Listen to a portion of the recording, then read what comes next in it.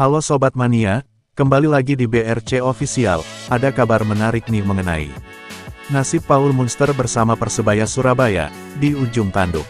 Paul Munster mencatatkan rapor buruk bersama Persebaya Surabaya. 6 laga terakhir, Persebaya meraih 5 kekalahan dan 1 seri. Bahkan, Bajul Ijo juga dipermalukan dari Persis Solo dengan skor 2-1. Padahal Persis Solo berada zona degradasi di Liga 1. Paling menyesakan, tentu saja kekalahan menyakitkan diterima Persebaya Surabaya saat dilibas Malut United di depan para bonek. Desakan out juga sudah menggema dari supporter Persebaya Surabaya.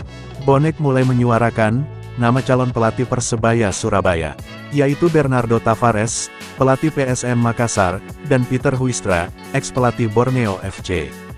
Berikut pernyataan beberapa bonek mengenai kandidat pelatih yang cocok gantikan Paul Munster. @Bernardo Tavares 7, coba ikindang sasset, tulis @Yusuf. @Coach.Munster out, @Bernardo Tavares 80 in, @Official Persebaya, CC @Ivoananda Abah, @Dahlaniskan 19, tulis @Dadosat.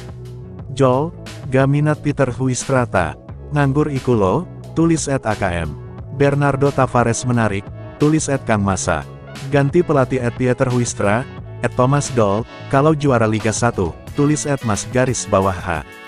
Huistra ikulo jupuken, ganti Munster @Official Persebaya, tulis @Oksi_Ahmad_Y. Direktur Operasional Persebaya Surabaya, Chandra Wahyudi, sudah memberikan ultimatum 2 laga untuk Paul Munster, menunjukkan kapasitas lebihnya sebagai juru taktik Bajul Ijo. Dengan hasil di Solo ini, dan memperhatikan permainan Persebaya Surabaya sejak memasuki putaran kedua, manajemen Persebaya Surabaya akan menentukan posisi Coach Paul Munster dalam 2 pertandingan ke depan, ujar Chandra Wahyudi, pasca laga, Jumat tanggal 7 Februari tahun 2025. Sosok Bernardo Tavares tentu layak menakodai Persebaya Surabaya. Dengan catatan rekam jejaknya baik, saat ini di PSM Makassar, maupun dalam kiprah sebelumnya. Bicara peluang, kans Persebaya Surabaya mendapatkan Bernardo Tavares terbilang terjal.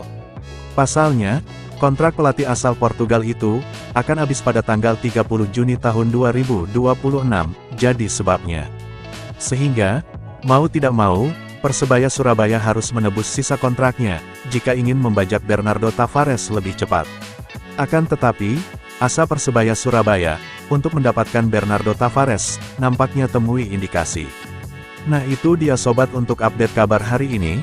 Bagaimana pendapat kalian sobat?